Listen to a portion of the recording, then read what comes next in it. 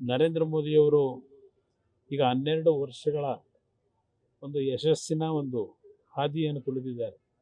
2014ಕ್ಕೆ ಅವರು ಅಧಿಕಾರಕ್ಕೆ ಬಂದ ನಂತರ ಇವತ್ತು ದೇಶದಲ್ಲಿ ಹಲವಾರು ಯೋಜನೆಗಳನ್ನು ಇವತ್ತೇನು ಕಾರ್ಯರೂಪಕ್ಕೆ ತಂದು ಪ್ರತಿ ಬಡ ಕುಟುಂಬಗಳಿಗೆ ಅದು ದೊರಕಬೇಕು ಅಂತಕ್ಕಂಥ ಒಂದು ದೃಷ್ಟಿಯಿಂದ ಅವ್ರು ಮಾಡಿರ್ತಕ್ಕಂಥ ಯೋಜನೆಗಳು ಇವತ್ತು ಅತ್ಯಂತ ದೊಡ್ಡ ಮಟ್ಟದಲ್ಲಿ ಆರ್ಥಿಕವಾಗಿ ಹಣ ಕೊಟ್ಟಿರ್ತಕ್ಕಂಥದ್ದು ಇರ್ಬೋದು.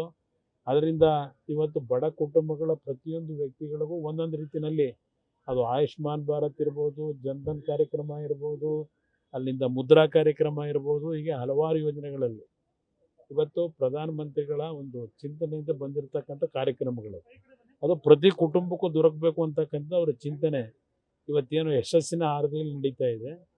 ಭಾರತದ ವಿಕಾಸ 2047ಕ್ಕೆ ಸಂಪೂರ್ಣವಾಗಿ ಇವತ್ತು ಕಾರ್ಯಕ್ರಮ ಆಗಬೇಕು ಅಂತಕ್ಕಂಥದ್ದು, ವಿಕಸಿತ ಭಾರತವನ್ನು ನೋಡಬೇಕು ಅಂತಕ್ಕಂಥದ್ದು ಅವರ ಯೋಜನೆಯಲ್ಲಿ ಇರತಕ್ಕಂಥದ್ದು ಏನಿದೆ ಅದಕ್ಕೆ ಸಂಬಂಧಪಟ್ಟಂಥ ಒಂದು ಕಾರ್ಯಕ್ರಮ ಇವತ್ತು ಏರ್ಪಾಡು ಮಾಡಿದೆ.